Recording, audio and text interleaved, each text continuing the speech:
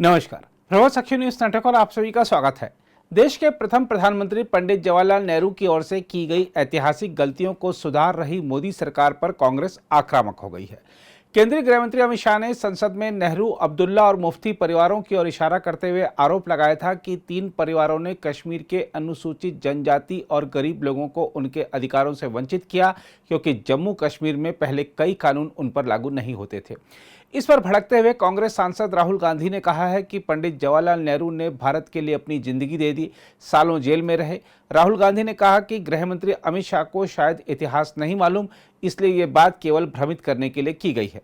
जहां तक नेहरू की ओर से की गई ऐतिहासिक गलतियों की बात है, तो हम आपको बता दें कि मोदी सरकार ने नेहरू के जमाने के अनुच्छेद 370 को 5 अगस्त 2019 को जम्मू कश्मीर से उखाड़ फेंका था। यही नहीं, देश की आज़ादी के समय पंडित नेहरू को जो पवित्र सेंगोल पूरे मंत्रोच्चारण के साथ प्रदान किया गया था और जिसे उनकी छड़ी बताकर प्रयागराज स्थित आनंद भवन के संग्रहालय में भिजवा दिया गया था, उसे प्रधानमंत्री नरेंद्र मोदी ने ससम्मान संसद भवन में स्थापित करवाया। इसके अलावा भी तमाम ऐसे काम हैं जो कि मोदी सरकार ने नेहरू काल की गलतियों को सुधारते हुए किए हैं। जहां तक अमित शाह की ओर से नेहरू पर किए गए हमले की बात है, तो आपको बता दें कि उन्होंने कहा है कि अगर असमय सीज फायर नहीं होता तो आज पाक ऑक्यूपाइड कश्मीर नहीं होता। अमित शाह ने कहा कि हमारी सेना जीत रही थी, वो भाग रहे थे, नेहरू 2 दिन रुक जाते तो पूरा पीओके तिरंगे के तले आ जाता।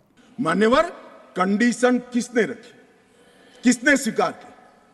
इतिहास जवाब मांगता है, देश की जनता जवाब मांगती है, जवाब देना पड़ेगा। भाग नहीं सकते इतिहास से कोई। मान्यवर, सेना भेजने में देरी क्यों हुई? और ये कहते हैं कि इसके बाद भी देरी हुई है। मैं साहब एक रेफरेंस सैम मानेकशॉ का देना चाहता हूं। फील्ड मार्शल सैम मानेकशॉ तब डायरेक्टर ऑफ मिलिट्री ऑपरेशंस थे। उन्होंने एक जगह पे कहा है कि कबीलाई हमलावर आक्रामक और लूट मचा रहे थे, तब चर्चा में ही व्यस्त थे। मैं व्यक्ति का नाम देना नहीं चाहता वरना खड़े हो जाएंगे। तब एक मीटिंग में सैम मानेकशॉ मौजूद थे। सरदार पटेल जी ने नेहरू जी को कहा, जवाहर, आप कश्मीर चाहते हो या नहीं चाहते हो, देरी क्यों हो रही है? तब जाकर सेना भेजने का निर्णय हुआ है। जवाब देना पड़ेगा। नहीं, दिग्विजय भी ऐसे मत करे, मैं भेज दूंगा आपको, पुस्तक ही भेज दूंगा। मान्यवर, Honorable Home Minister is not yielding. He is not yielding. Honorable Home Minister is not yielding. मान्यवर, एक बात सर्वविदित है, अगर असमय सीज फायर असमय नहीं होता तो आज पाक ऑक्यूपाई कश्मीर नहीं होता। अब पत्रों का जिक्र कर रहे हैं, किसी अंग्रेज सेनापति ने देखा, मैं जरूर देखूंगा इसको, अगर लिखा है तो देखना चाहिए। परंतु अफसर कुछ भी कहे, देश का प्रधानमंत्री का देश की जमीन के लिए संवेदनशीलता होना चाहिए या नहीं होना चाहिए? मान्यवर, इतना छोटा सवाल है। हमारी सेना जीत रही थी, वो भाग रहे थे, 2 दिन रुक जाते, पूरा पाक ऑक्यूपाई कश्मीर तिरंगे के तले आ जाता। क्यों किया? दूसरा, क्यों मामले को यूएन में ले जाया गया? अब ये सारी चीजों को आप कहते हैं कि रेफरेंस लाइए। मान्यवर, मुझे मालूम था दिग्विजय सिंह,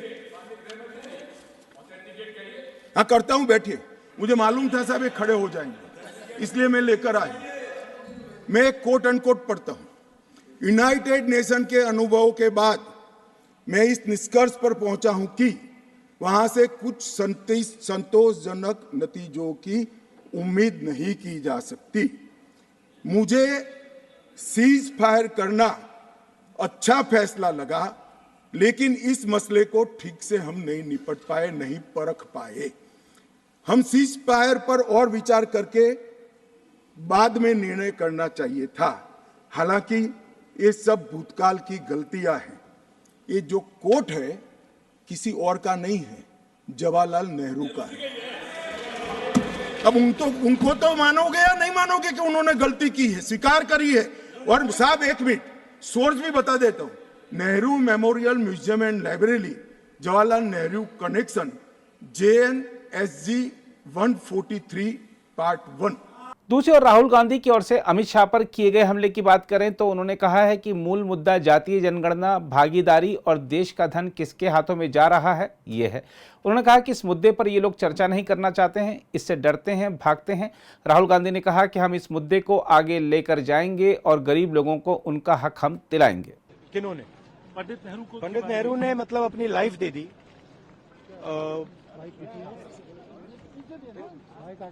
लाइफ दे दी हिंदुस्तान के लिए, सालों जेल में रहे। अमित शाह जी को शायद हिस्ट्री नहीं मालूम, वो तो मैं एक्सपेक्ट ही नहीं कर सकता हूं कि उनको हिस्ट्री मालूम। वो तो हिस्ट्री को रीराइट करते रहते हैं। ये पूरा का पूरा डिस्ट्रैक्ट करने का है।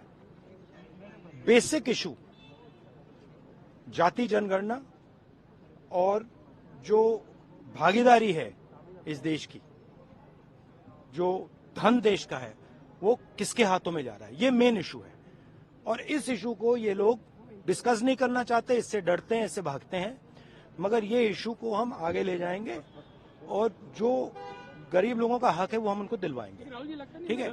ये सब ये नहीं बिल्कुल नहीं बिल्कुल नहीं कहा। छत्तीसगढ़ के अंदर ट्राइबल दिया ओबीसी, आपको लगता है आप लोग मैंने सुनिए देखिए, हमारा भी ओबीसी था, इन्होंने ओबीसी दिया, ठीक है, वो इशू नहीं है। सवाल ये है कि स्ट्रक्चर के अंदर कितनी भागीदारी है। प्रधानमंत्री ओबीसी हैं, मगर सरकार को 90 अफसर चलाते हैं। 90 अफसर में से 3 ओबीसी हैं और जो ओबीसी हैं उनका कोने में ऑफिस है। तो मेरा पॉइंट है कि सरकार का सिस्टम, हमारा इंस्टीट्यूशनल सिस्टम जो है पूरा का पूरा, उसमें ओबीसी की कितनी भागीदारी है, दलितों की कितनी भागीदारी है, आदिवासियों की कितनी भागीदारी है, ये हिंदुस्तान के सामने मेन सवाल है। और ये मुझे बोलने दीजिए आपसे सवाल पूछा तो बोलने दीजिए। हाँ, ये मेन इशू है। और 24 घंटा ये डिस्ट्रैक्ट करने के लिए कभी जवाहरलाल नेहरू के बारे में बोलेंगे, कभी किसी और के बारे में बोलेंगे। बात भागीदारी की है। Thank you. अगर आप भी लेना चाहते हैं देश दुनिया की तमाम जानकारी तो आज ही सब्सक्राइब करें हमारे चैनल को। साथ ही नीचे दिए बेल आइकन को जरूर दबाएं ताकि हर अपडेट आप तक पहुंच सके।